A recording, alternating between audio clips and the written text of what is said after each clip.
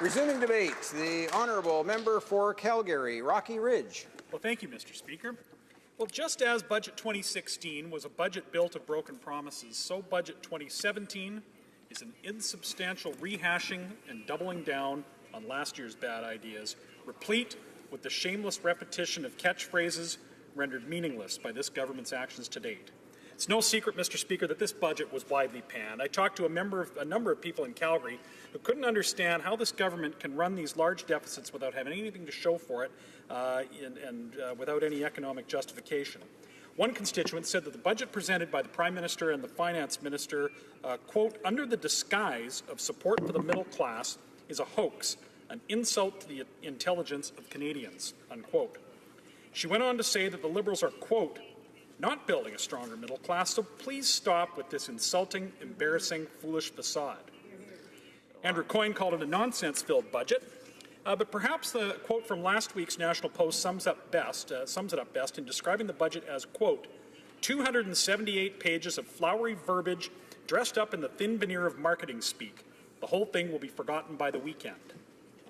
While it's mostly true that this budget is so thin on substance that the news cycle has already forgotten it, the debt, though, that this budget piles on certainly cannot be forgotten that easily. I mentioned this government's penchant for meaningless catchphrases, so I'll remind members of this House that this government promised unprecedented transparency, sound economic stewardship resulting in greater rates of growth, fairness for the middle class and those working hard to join it, and attentive consultation with all Canadians. All empty platitudes coming from this Liberal government. Particularly that member. In the last election, they also promised maximum deficits of $10 billion and a return to the balanced budget that the Parliamentary Budget Office confirmed the Liberals inherited when they formed government. So what of these so-called modest deficits that were promised? Well, hearing any talk of anything modest from a Liberal should have been a red flag, but Canadians elected them anyway on a promise that the maximum $10 billion deficits would be incurred strictly in order to fund infrastructure projects that would immediately facilitate economic activity and real GDP growth. Well, it didn't happen, and this budget, with its $28 billion now structural deficit and no hint of even a timetable to return to surplus, along with downgraded growth projections, leaves no room for this government to deny that they broke the central promise of the last campaign. And they make no apologies for breaking their promise, and they have no intention of even trying to keep it. They're simply hoping nobody noticed. But Canadians have noticed. And while Canadians are forgiving people and will forgive an honest mistake, they will not forgive a broken trust. It's widely known that when Liberals do get thrown out of office, they're historically brought down by their own arrogance and corruption. Yet arrogance and corruption are at the core of the Liberals' big government, government knows best political philosophy. Arrogance in the technocrats' conceit that a small group of self-styled experts know better than millions of individuals making choices in their own interest, and corruption which inevitably crops up when a small group of insiders have the power to control economic activity through regulation and to pick corporate winners and losers. The latter point is evident by Budget 2017's corporate welfare agenda. It boasts almost $1.3 billion over 6 years of investment in 6 main economic priorities like clean energy, advanced manufacturing, and agri-food. To be clear, these may well be important fields of economic development, assuming these fancy-sounding terms can be defined and actually mean something. But when it comes to business, when a government says invest, it actually means spend, which actually means subsidize. Likewise, when it says that they'll spend over $1.7 billion over 6 years on, among other things, spawning superclusters, offering state-supplied venture capital to favored firms, and twisting procurement policy to let taxpayers bear the risk of testing out Canadian products, it means that the government will try to steer the economy towards its pet priorities with no regard to the desires of Canadians free to choose their own priorities in a free market. This opens the door for economic distortion and corruption, since interested firms will inevitably try to curry favor with this government in order to get their share of its subsidies, perhaps doing so at a Cash for Access fundraiser, but I digress. Returning, Mr. Speaker, to the main point about this budget, it is laced with simplistic, idealistic depictions of a world which the Liberals wish existed instead of the complex reality at hand. Even the cover art on Budget 2017 suggests a possible Freudian slip, showing that Liberals know that their promises are merely illusions. We have the illusion of useful infrastructure actually being built by a government that is simply making endless project announcements. We have the illusion of timely medical care for the elderly under a government which ignores real threats to the sustainability of the single-payer system and is yet to deliver on its palliative care promises. We have an illusory guitar and recording system in the hands of a creative young woman, apparently put there by the same government that eliminated the children's arts and fitness tax credits.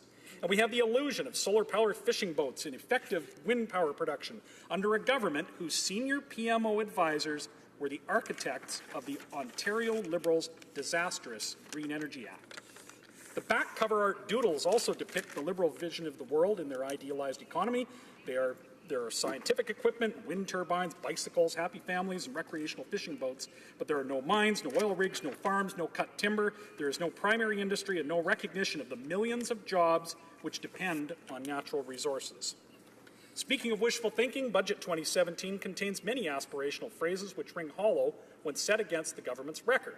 For example, on page 178, they say that in Canada, we have made a choice to build an economy that works for everyone, even as this Prime Minister and his party can barely contain their disdain for the resource and agricultural sectors. Budget 2017 says on page 204 that, quote, the government remains committed to building a fair tax system that benefits the middle class and those working hard to join it. Yet this government cannot and will not define what that even means, since it has no definition of middle class. One of my personal favorites, on page 214, Budget 2017 claims that, quote, the government is committed to enhancing the transparency and accountability of federal borrowing activities to Parliament and ultimately Canadians. This from a government which, as we speak, is trying to change the standing orders of the House of Commons without all-party consent. The ability of this government to speak of transparency with a straight face in the midst of an unprecedented attack on democratic parliamentary privilege would be hilariously ironic if the stakes were not so high. This government's vision of transparency would centralize even more powers into the hands of a small executive, would diminish Parliament's ability to hold the government to account, and would allow the party in power to unilaterally change parliamentary procedure for its own convenience.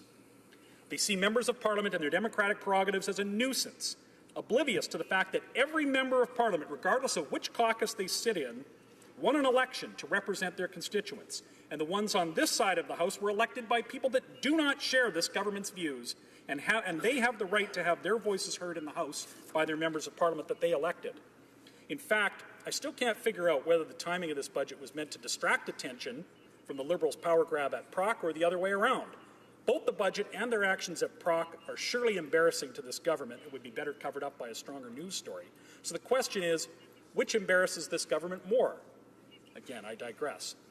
Mr. Speaker, instead of offering trendy buzzwords that signify nothing, this government should serve Canadians through practical and tangible measures. This budget repeats the word innovation some 200 times, but Canadians know that just repeating a word over and over again will not get unemployed Canadians back to work. Saying the words venture capital catalyst, supercluster, or infrastructure bank on the cocktail party circuit might make a Liberal feel clever, but words won't balance a budget, grow the economy, or lift anybody out of poverty. Merely announcing or re-announcing infrastructure projects won't get shovels into the ground. Instead, the government should rein in their out-of-control spending in the tax increases that it requires. They should reverse course on taxes like the carbon tax, follow the example of Conservatives that brought federal taxes to their lowest point in 50 years while returning to a balanced budget on schedule. They should reduce regulation to increase the creative and innovative energy currently trapped in red tape. They should fulfill their own broken promise and reduce the small business tax rate, reverse their ill-conceived and poorly timed job-killing payroll tax. And lastly, Mr. Speaker, they should quit trying to think of new ways to nickel and dime money out of Canadians while flailing in a sea of red ink, broken promises, rhetorical nonsense, all against the backdrop of an ethics investigation and an unprecedented attack on democratic accountability. Mr. Speaker, this budget may well have been designed to be forgotten quickly. I wish it were so.